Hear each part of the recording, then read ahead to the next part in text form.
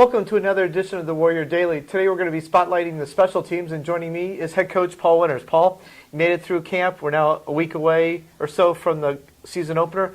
Give us your impressions on the special teams. Obviously, Stefan Terlecki, all-league punter and place kicker last year. That's a good place to start. Stefan Terlecki has been outstanding.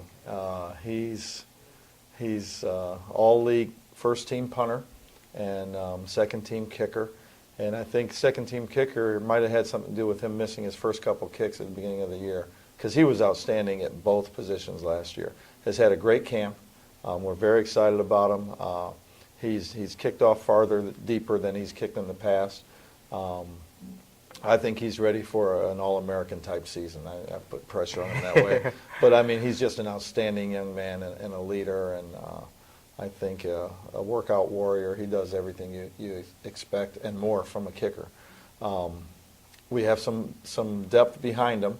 Maj Kaitaz is a young man who's redshirted the last couple of years and just actually kicks off deeper than Stefan. So there will be some times when we'll put Maj in and let him do some kickoffs and maybe get some non-returnables, which would be nice. And then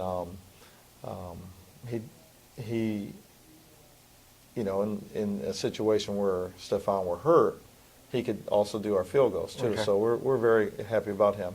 We recruited a young man out of Orchard Lake St. Mary, Paul Graham, who has shown the ability to be the next Stefan Terlecki. He's an outstanding punter. Really very impressed with how he's punted this camp, and he's kicked off, and he's also kicked field goals with exceptional height. So we're excited about him. That's great. Obviously, a big part of special teams is the long snapper. I know we have some veterans returning in Mike Komar, Sean McAuliffe, and obviously getting Austin Nelson back to be a holder since he was hurt all except for, 2 quarters last year. Obviously, that helps solidify the special teams and the field goals and PATs. There's no question. I think Stefan has great confidence in Austin. And Austin has been very consistent all of camp, and he was consistent last year before the injury, during camp really, because he got hurt in the first game. So we're excited to have him back, and Stefan's excited to have him back. Long snappers, Mike Komar is one of the best long snappers you'll find, and he does both field goal and extra points for us.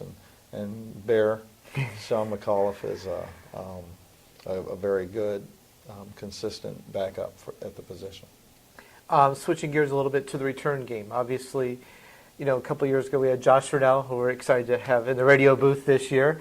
But you've got Mike Johnson, Jesse Johnson, Jay Hayes, Chris Burks. You've got a plethora of return guys that you could go with for both kickoff and punt returns. Well, I think when you're good at the tailback position, you're normally good at returns.